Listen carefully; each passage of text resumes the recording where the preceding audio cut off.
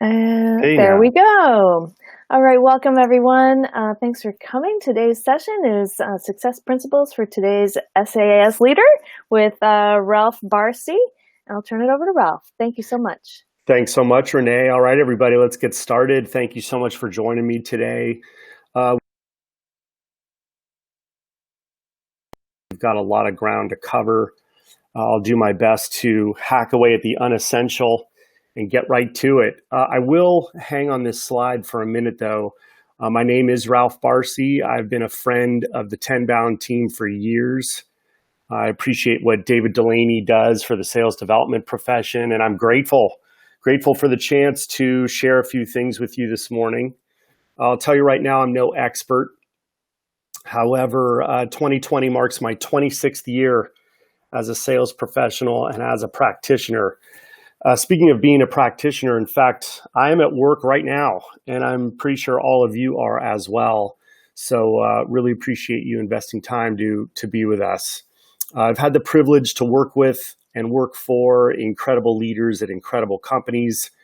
I've also scaled and led teams as small as 2 people and as large as 230 people working in locations across the globe.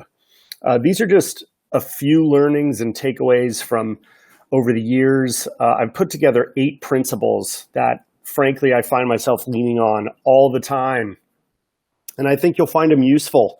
You could see I titled the talk, Success Principles for Today's SaaS Leader, intending for it to apply to all of you. And now it doesn't matter to me what role or what title you hold, whether you're an individual contributor or otherwise you are a leader. Problem is most of us don't act like one or believe we are one. Instead of taking initiative, or towing the line with our work or representing our businesses, we kind of hope things work out. And we simply survive versus take charge. So consider referencing these principles yourself if you want to ensure you're a successful leader in front of your teams and at your organizations. All right, so let's jump to the first 4 principles. Right at the top, I'm reminding you to seek, and you'll find these principles everywhere. And essentially, it's just another way of saying the answers are right in front of you. Oftentimes, the answers are within you as well. You simply have to look for them. And the 4 principles are: begin with the end in mind, connect the dots, be resourceful, and play the long game, but make your world small. And we'll start at the top with begin with the end in mind. So many of us set out on our days and into our months and quarters and really have no idea of what the end game is. So the late Dr. Stephen Covey, he was the author of 7 Habits of Highly Effective People, wrote the second habit in that book, beginning with the end in mind. I had the opportunity, probably 20 years ago now, to see Dr. Covey present live. And he told us your most important work is ahead of you. It's never behind you. He also said that people are working harder than ever, but because they lack clarity and vision, they're not getting very far. So whenever I've felt this way, I have always leaned on a good quote from the late Jim Rohn, who said, when you're at work, it's not what am I doing, it's who am I becoming. And it's something I've encouraged direct reports of mine and extended directs of mine to keep in mind when they are at work. It's always about who are you becoming in the process. And there are 2 self-assessment exercises that really drive that clarity that you're looking for in order to begin with the end in mind. The first that comes to mind for me was shared by John Donahoe. John is the current CEO of Nike. He was one of the CEOs at ServiceNow when I was there. He's also led PayPal, eBay, Bain Consulting. John shared a great self-assessment exercise with us while I was at ServiceNow that's comprised of 4 questions. The first is, what are my career aspirations? Near term, midterm, long term. And it's up to you to define those terms. Near term could be 2 weeks. Near term could be the next 2 years, so on and so forth. Second question is, who do I want to emulate? Who inspires me? Now, this isn't about naming, 10, 20, 30 people. It's about naming 1 to 2 people. Who do you really want to emulate in your career professionally, and who is it that inspires you? The third question of the assessment is, what do I need to learn and work on to get where I want to be? And everybody knows, you know as well as I do, that you know what your areas of improvement are. You know what your, quote, weaknesses are, the things that you really need to focus on. And sometimes it's just a matter of writing them down and looking at them so that you can get that clarity into focus and you could share it with others, which segues into the fourth question of John's self-assessment, which is, how can others help? And others could be mentors, it could be colleagues at your company, teammates, it could be family, friends. How can we help you? So by identifying some of the things in the previous questions of that assessment, you help us help you. And then the second self-assessment exercise comes from Ram Charan and Larry Bossidy's book, which is one of my favorite business books. It's called Execution, the Discipline of Getting Things Done. Ram and Larry share a grid, and it could be used for calibrations for your direct reports or your extended directs, or it could be for your own self-assessment. And essentially, it's just a 4-column table. And on the far left column, you list all the skills and competencies that are critical for moving forward in your career. And then you've got 3 columns to the right that you simply tick the box in. You're either excellent, you're either at standard, or you're either below standard. So just doing exercises like that can really help drive that clarity we were talking about and help you begin with the end in mind.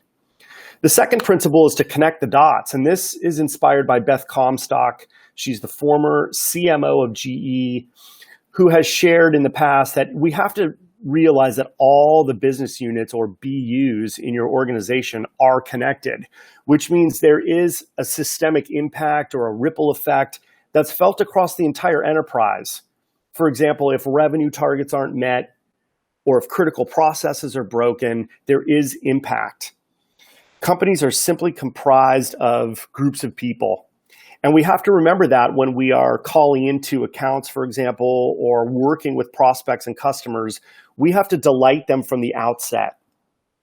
So I liken this to, if I'm standing at the check-in counter at the Four Seasons Hotel anywhere in the world, and I happen to be second or third in line, it's very likely that an associate from Four Seasons is going to come around the desk and offer me a glass of champagne while I'm waiting to check in. And of course I'm going to say yes. Why wouldn't you accept the glass of champagne while you're waiting? Because you are anticipating and can't wait for the delightful 5-star experience ahead. Four Seasons knows how to set the standard.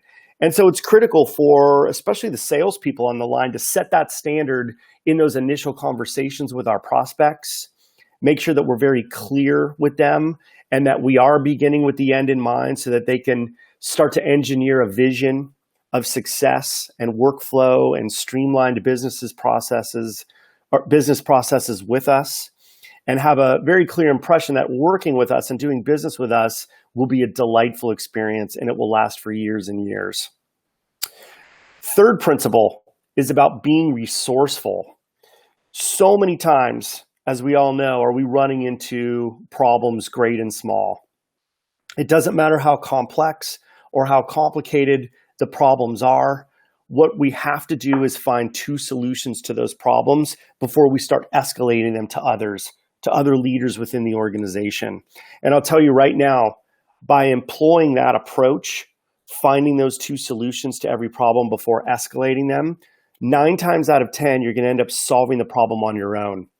And that is how you become a leader. That's why the leaders who sit in the leadership offices today have earned those roles. It's because they have solved great problems of all different shapes and sizes throughout their career. 2 great ways to solve problems include creative thinking and critical thinking. So when it comes to creative thinking, think of, trying to fit the square peg into the round hole. And consider a book called Thinker Toys, which was written by Michael Michalko. It's essentially a list of creative thinking exercises just to help get your wheels turning on how to approach this problem, how to see that problem as it is and not worse, and how to see that problem from all angles so you know the best path or paths forward. And then there's critical thinking. Critical thinking essentially is just seeing the answer first in your head and then deducing through questions and analyses how you're going to arrive at that answer. And there's a great exercise that helps you do that called the pyramid principle. And you'll find it in a book called The McKinsey Way by a gentleman named Ethan, I think it's Rossiel. And it's a great exercise for deducing through questions and analyses and arriving at the answer. And then finally, there's the fourth, again, of 8 principles, and that's playing the long game playing the long game, but making your world small. So playing the long game, as we know, is a timeless lesson. We hear this from so many different people, and it's not going away. What I think of are 2 gentlemen in particular. The first is Andy Stumpf.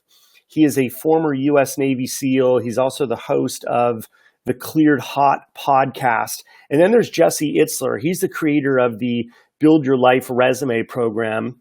He's also married to billionaire entrepreneur Sarah Blakely, the founder and creator of Spanx. And the 2 of these gentlemen always talk about making your world small, even though you're playing the long game. So when you zoom in and you're approaching your workday, for example, maybe you have to focus in 10-minute chunks or 30-minute chunks versus looking at all you've got to do that day. My friend Kevin Dorsey, also known as KD, who's very popular in the SaaS sales world, he talks about if you have 70 dials to make today, don't look at it as 70 dials. Look at it instead as 7 dials, 10 different times throughout the day. Just break things up into chunks. And we've got our Stoics, Marcus Aurelius, we have Seneca, who are always reminding us to confine ourselves to the present. And then there's this awesome website called Wait But Why. You could look it up right now if I'm boring you. They've got these life charts that are available that you can order in poster size if you want. And the life charts look at an average human life of about 90 years, which is kind of daunting if you look at it in that perspective. But it presents a 90-year life and it breaks it down in terms of weeks, in terms of months, or in terms of decades. And it's really helpful as a visual to keep the macro in perspective, to know that just getting through my presentation today is just a little blip on the radar of life. And hopefully I'll impart a little nugget of value for you to take away today and actually apply, just to make that long game a little bit brighter and clearer. All right, let's move to the last 4 principles. And while I'm going through these, you could say, yeah, I know that. I've heard this before. But instead ask yourself, well, how good am I at all these? The last 4 principles are: communicate like a boss, be a contributor of value, success is sequential, and have an attitude of gratitude. Communicating like a boss means mastering the art of writing, speaking, and listening. When you do those three things well, you are persuasive, you're influential, you're inspirational, you're motivational. These are critical life skills that you need to master. A great way to start is to study the craft of writing. How many times are you sending emails or texts throughout a given day, or posting something on LinkedIn, or writing an article? You've got to make sure that your grammar is on point. You've got to make sure that your messaging hits home and resonates with your audience. You've got to make sure that every word earns its right onto the page. A great book to help you learn how to write better is called On Writing Well, and it's by William Zinsser. And I say et al. Because there's just so many great books on the actual craft of writing that I would implore you to check out. And always keep in mind that how you do anything is how you do everything. As leaders, we are always setting an example, whether we like it or not.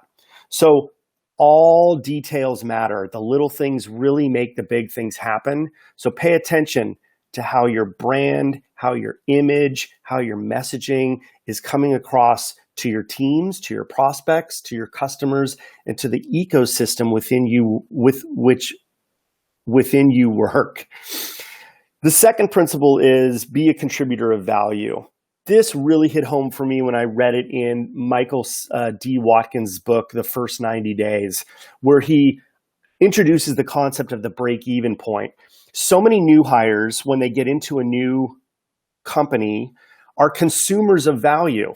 They're in onboarding classes, they're in new hire camps, they're in orientation sessions, and all they're doing is consuming, learning about the history of the company, the iterations and versions of the product rollouts, rather than making that first sale or pleasing that first prospect or customer. Once they hit that point, it's called the break-even point, and they are now contributors of value.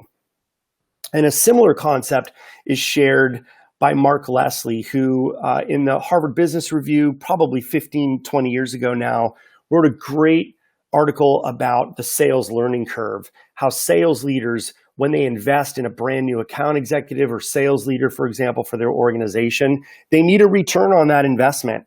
And so Mark's sales learning curve talks about once you become that contributor of value, everybody can see that return in you. And then if you want to just Google Seth Godin, why bother having a resume? You'll learn a little bit from that article, in that you have to start attracting opportunities to you versus pursuing them. If you want your phone to ring from potential employers or potential customers, you've got to work harder on yourself than you do on your job. And Seth Godin does a beautiful layout of what that takes to add value to the marketplace on a regular basis, so you don't even need a resume at the end of the day. The third principle is success is sequential. And that little formula there, M equals P times V, is the physical law for momentum. Momentum equals mass times velocity. So if you want to move forward and go from A to B, sometimes that means detaching all emotion. Sometimes that means to stop overthinking and over-engineering things and simply just start taking action. And that's how you're going to create momentum in your day and ultimately in your career. Gary Keller of Keller Williams Realty has written a couple killer books. You've got The Millionaire Real Estate Agent as one of them. And then you've got The One Thing as another one. That's a great book where he introduces what's called the domino effect. And to prove that success is sequential, he just uses the analogy of a domino, which stands at about 2 inches tall. It's the size of a matchbox, for example, but it carries the force due to the law of physics enough to knock down an object that's 1.5 times its size. And the object it knocks down can topple over an object 1.5 times its size. And by the time you get to, say, the 57th iteration of this toppling effect or this domino effect, you're talking about the distance between the Earth and the moon. The same applies to when you're prospecting.